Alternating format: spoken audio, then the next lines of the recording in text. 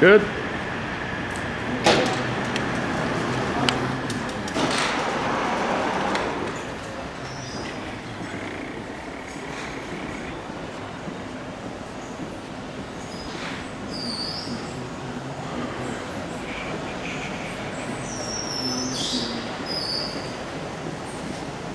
Oh, wow. Oh, they got them working They got tonight? it working again.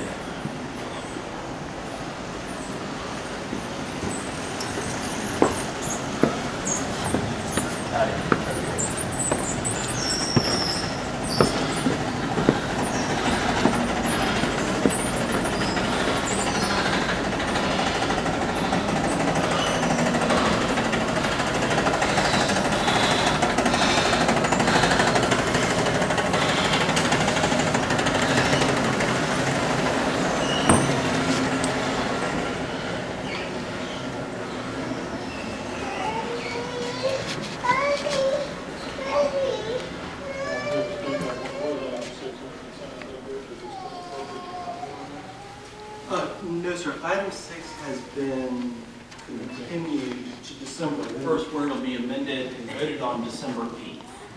The December 8th would be the best time to come and discuss it, but in between then, you are always welcome to call each council person individually. It's a property that's located in Dr. Newville's district, the 7th district, represented by Dr. Newville. I do know that. Can I ask a question to introduce the council people and see the trouble doing that? Yes, sir. No problem. President Lester. Thank you. Since the agenda wasn't clear on whether this would be continued when it was released, and the gentleman is here tonight, I don't, that's for our consideration of hearing his views on this paper, if it's amenable to my colleagues. Colleagues, it's your call. My preference would be to have the public hearing at the time we vote on the paper so that it has an impact on our decision. But unless there's objection, we'll do it by unanimous consent to move forward. All right. Yes, ma'am. Good evening, President Samuel, Vice President Robertson, other honorable council members. My name is Linda Jordan. I live in the 4th District. This is my first time in a long time, so I'm not sure if I'm up here too soon. I read the agenda 2 or 3 times, but I don't see what I came to speak on. I'm here to speak on the homeless shelter. Yes, I read it 3 or 4 times, but I don't see it here. Yes, ma'am. You had called earlier this week or you called Right, 2 2 weeks days ago. before Halloween and said you wanted to come down and speak at our public comment. That is actually after we voted on the consent agenda. You Right. take your time to come down. Right, that's what I thought. I just wanted to make sure. Thank you so much. Yes, ma'am. But the press boxes were closed. Are there any other people who wish to speak? That guy. All right, seeing none, bring it back to council for any discussion. They work for Seeing none, Madam Clerk, would you please call the question? Council is voting on tonight's consent agenda items as presented. Mr. Bilal? Ms. Graziano? Ms. Mosby? Mr. Agilesto? I, with the exception of ordinance 2014-121. Mr. Hilbert? Aye. Ms. Trammell? Ms. Newville? Aye. Vice President Robertson? President Samuels? Aye. Those papers have been adopted. Thank you very much, Madam Clerk. At this point, I think I'd like to do public comments. Yes, the first speaker is Farouk Shafri. Mr. Shafiq? Did I say your name right, sir? Yes, sir. Warren. This is Mr. President of the panel. How y'all doing? My name is Farouk Shafiq. Sorry y'all can't pronounce it, but it's just hard to pronounce the name as all that used to. Anyway, I came here tonight to speak about we in a society for convicts. The 1865, the Freedom Bureau was supposed to be concocted to help slavery, make the transition of slavery to freedom more feasible. Now I see y'all made the city, y'all got some marvelous jobs in certain parts of the city. I got to give y'all a comment for that. And y'all made the sidewalk feasible for handicapped people.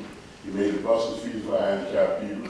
You made the bicycles feasible for people who want to ride the bikes. And you made a whole lot of areas in the city feasible for a lot of people. But nobody that made it feasible for when the convicts come back home after serving 10, 15, 20, 5 years, 8 years, 20 years, whatever they serve. And when they come back home, it's almost like they got Ebola disease or AIDS or something. Everybody's shunned, and nobody want to have nothing to do with it. And then it's hard for them to find employment, but the first thing jump up is you have a felony. If not the felony, then the first thing jump up is that you've been incarcerated, you have a crime, you have a charge. And these things that stifle people, not only stifle them, it stifle them and we'll just say impede them from moving forward. A lot of guys prepare themselves to come home, and when they get home, the things that they have invested in, like trades or GEDs or whatever they invested in, they can't utilize because the society won't give them a chance. They don't give them an initiative. You know, even seceding states in the South, once they seceded, they still got amnesty when they die to come back. And here we are, we trying to come back to society, but don't nobody give us initiative. You know, I'm here myself, I tried to get in the family home, I tried to get in the Churchill house, I tried to get in several places, which refused to accept me. I can't get no help from nobody. I went and talked to Councilman Mosley, and I talked to some old people. I've been talking to people for the last 18 months to 2 years, and still haven't got it from point A to point B. You know, I haven't got nowhere. Right now, I got bills above my neck, and I can't out of them, and I don't know where to go, how to pay them, but I got to get them paid. You know, and I've been looking for a job for 18 months. I used to be the assistant supervisor for the Crown Plaza when it was in Radisson. I used to be the assistant supervisor, I used to be the head supervisor for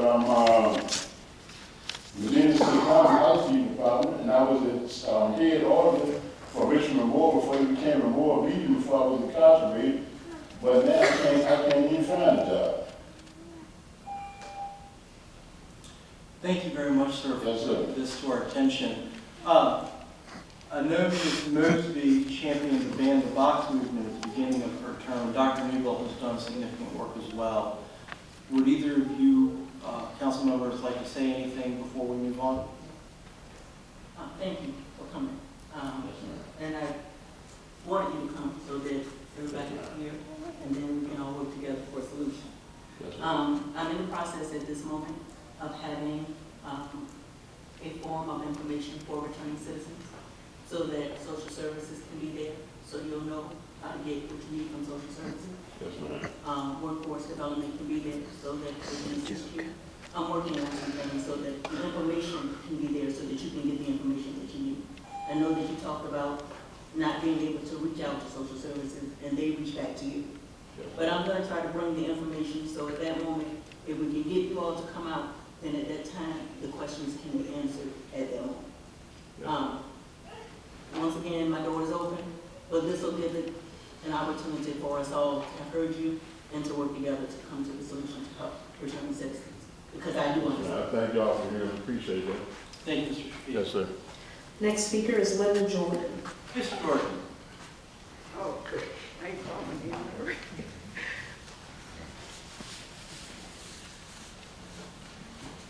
Good evening again, President Samuels, Vice President Robertson, other honorable council members. I'm here to speak on the shelter at the public safety building. I only know what I read in the free press. I don't know a lot. I'm trying to find out how will it be different from last year. I did see that it's been moved up to the second floor. In addition to that, I know nothing else. And I also know that it would also be in the same location as the Transfer Plaza shelter. And my concern is, I'm happy that someone, that the homeless, I'm a little nervous, so just give me a minute, that they're not forgotten. However, I want them to receive fair treatment during the time they're here. And they said they would come in at 7 p.m. and leave at 6 a.m. But the only thing I'm concerned about if the Transfer Plaza citizen catching the buses and the people are leaving, that will cause additional overcrowding. It's already crowded trying to get back and forth. I have a diagram. I'm not sure how many of you all have seen the location, how the distance you have to travel and get off one bus to another. And I have these. You want to pass them out? I'm sorry, I didn't give them out in the beginning. It gives you an idea. For instance, I ride the Forest Hill bus. It's all the way at the top of the hill. If I were to come back to catch Broad Street 6, it's a long walk back or run. 6 a.m. There are people trying to catch the bus, people leaving. So my suggestion is, I don't know where the location of the entry would be the same or on the other side of the building, that it could be a different entry to cut down on the congestion, make sure people are not late for work. People late for work could jeopardize their job. And I still not sure what kind of improvements would be from last year. I don't know if it's still on carts on the floor, but I'm here for that. I support the city thinking about the less fortunate, and I'm hoping things will be in their best interest. I have maybe less than another minute. I have a personal issue. I will try to talk fast. I had an incident October 28th on GRTC. I'm a senior citizen. I have a reduced fare, a card, and because I didn't show my card in the beginning, I had a few words with the bus driver. Just got Bible study. Long and short of it, the bus driver, instead of her calling the dispatch, she called the Richmond Police Department, and it was sitting on the bus for an hour. I didn't leave before they came. And once they came, they asked me to step off. I stepped off. To my surprise, there were 2 police cars and a state trooper. It blew my mind. What happened? A minor communication would bring in 2 police cars and a state trooper, all the crime going on. When I got off the bus, the officer said to me that a call that came in said I had assaulted the bus driver. There was no truth to it. It went from me not swiping my bus pass to being not harassed, but being embarrassed. It happened at 1801 Hall Street, right in front of Rite Aid. I think that's part of Ms. Tremble district and Mr. Parker. Ma'am, you've gone over by a minute. Would you like to summarize? Here's sum it up. My concern is JRT. I'm very concerned about being accused of assault. That's criminal, and I'm here to make it known that I think it was unfair. I want it looked into. I spoke with GRTC. I have not gotten satisfaction from it. That's serious to be accused of assault. It's very serious. And Leela Jefferson from the mayor's office is in the back. Ms. Jefferson, would you please wave your hand so Ms. Jordan can see it? You go talk to her. She'll get all the pertinent information from Thank you so much for your time. Absolutely. Thank you, Ms. Jordan. Next speaker is Terry Casada.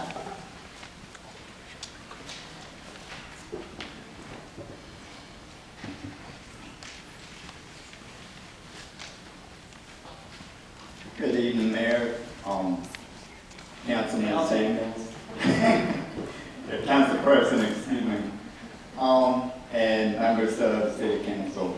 I'm here to speak this evening on also GRTC in the aspect of the disrespect between passengers and drivers. I'm sitting on the bus and observing what goes up in the front, and there's a lot of talking, and I tried to get with GRTC on this, but I haven't gotten back, in other words, when I call them, it's like you're number XXX down the list and like that, and I had to get back to work and other things. And I was wondering if GRTC director is here tonight, I can talk to him. Well, unfortunately, I don't believe the GRTC director is here tonight, nor do I see any of their administrative staff. And They usually don't come to these meetings unless they have a paper to present. But Lelia Jefferson in the back has the contact information for GRTC. As you know, it's a private, public corporation run by a private company. She'll make sure to get you pointed in the right direction.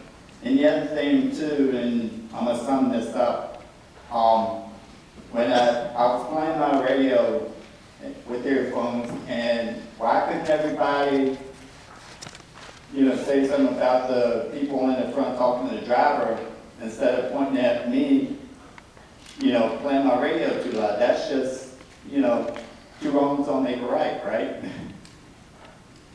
Thank you very much. Okay, thank you. I really appreciate it, Mr. Casada. And Leland Jefferson is in the back in the white sweater and the black dress. Madam Clerk, I believe that ends our public comment for tonight. That is correct. Citizen comment period. All right, then that being the case, may we please move on to the regular agenda?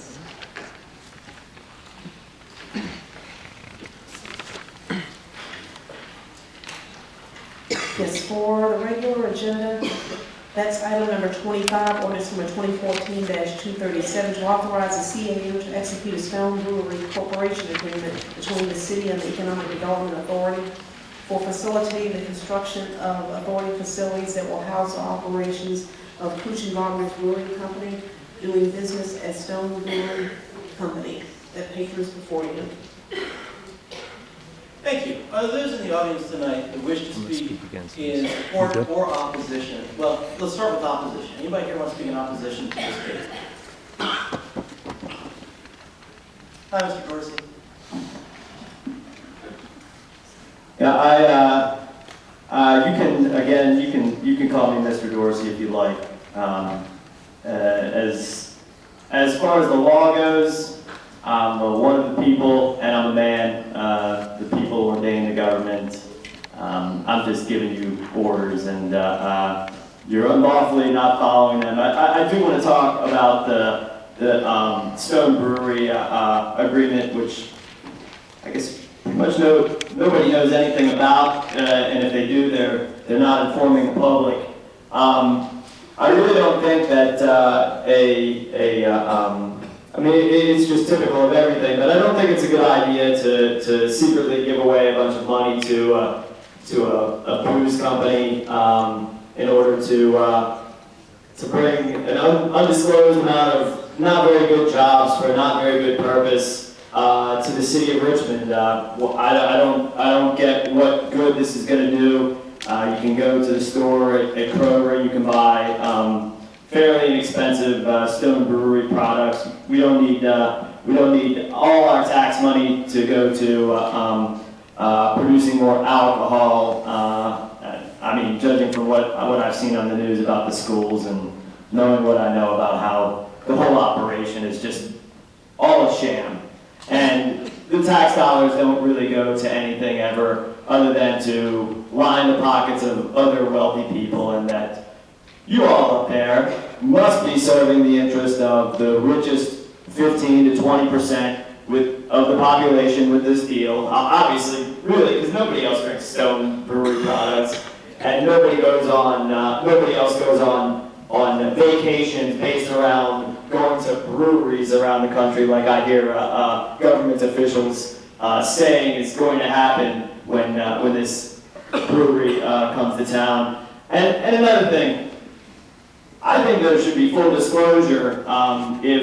If Stone Brewery is using water out of the James River, maybe they should call one of their beers radioactive red ale because of the tritium leak at the North Anna power plant, or oil slick stout because of the oil spill when oil slicks were spotted all over the city and surrounding counties from the incident in Lynchburg where the James River caught on fire. But full disclosure should be given. Don't drink the water in the city of Richmond. It's the fluoride and the chlorine they put in it. It doesn't make it clean. It's not good. And for that matter, this just shows you, don't send your kids to Richmond Public School. They don't care about you. They'll send your kids to child molesters, and they'll spend the money giving it all away to Altria and the Washington Redskins. Thank you very much. Stop interrupting me, by the way. I have the floor. Thank you, Mr. Dorsey. President of what? Good evening again, Mr. Vice President, Madam Vice President, and members of council. I am Rhonda Henning Davis, the Vice President of the Alliance for Progressive Values and a citizen of the 2nd District. I'm speaking in opposition to this paper. While the Alliance for Progressive Values is not opposed to the development, we do feel that City Council and the administration need time to examine every aspect of the proposed brewery. As I recall, a certain tax conundrum that occurred recently with the Altria and Carpenter Theaters, it's apparent that there was an oversight in the business dealings that caused a $1.75 million tax bill to be paid by the city. Whether or not it was the state law that resolved the error, it is still $1.75 million of revenue that the city may have been able to work into the negotiations when striking this deal.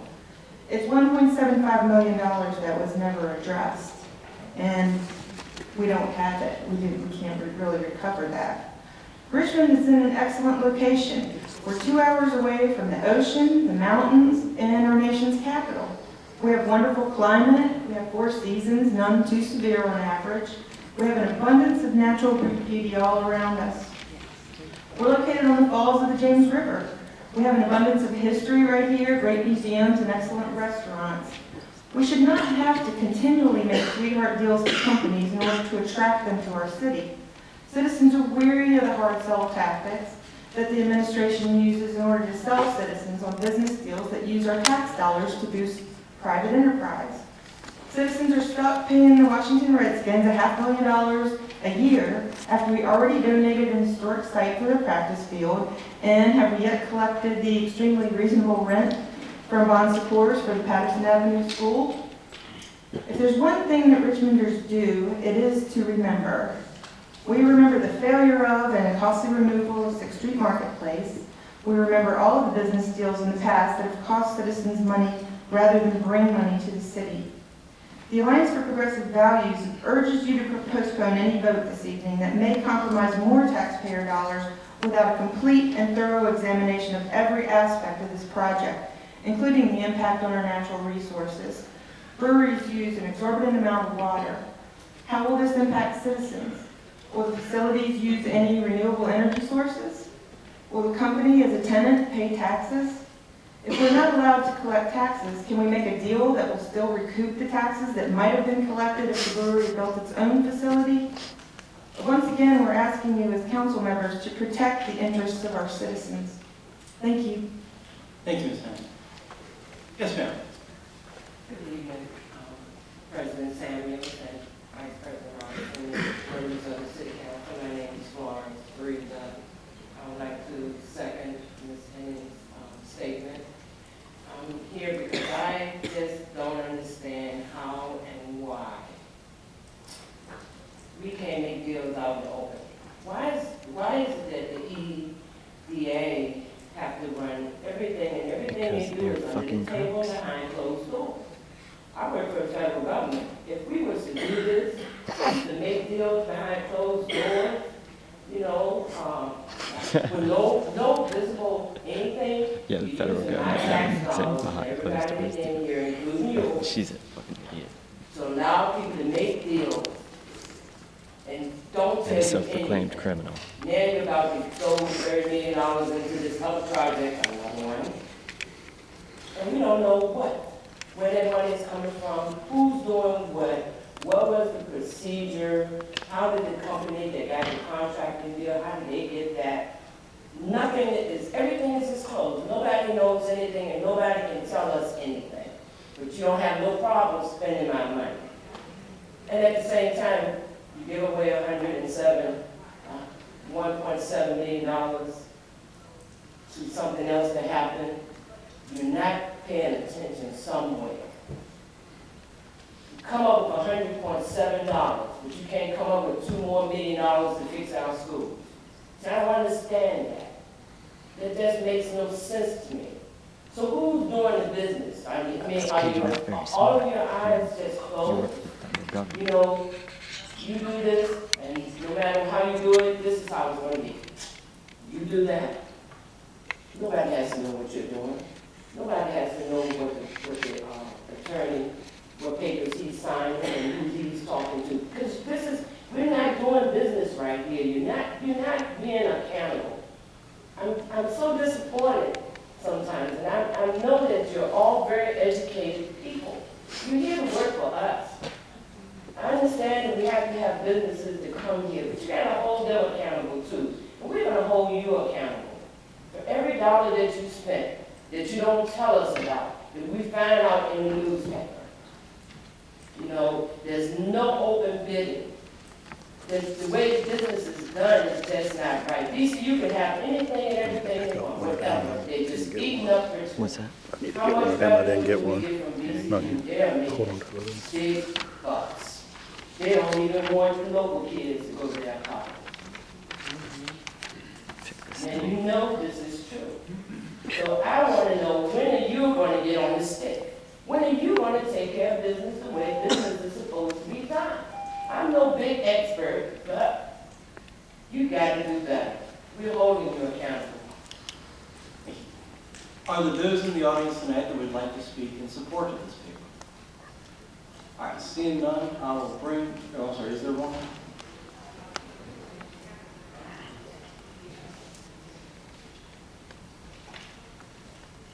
Good evening.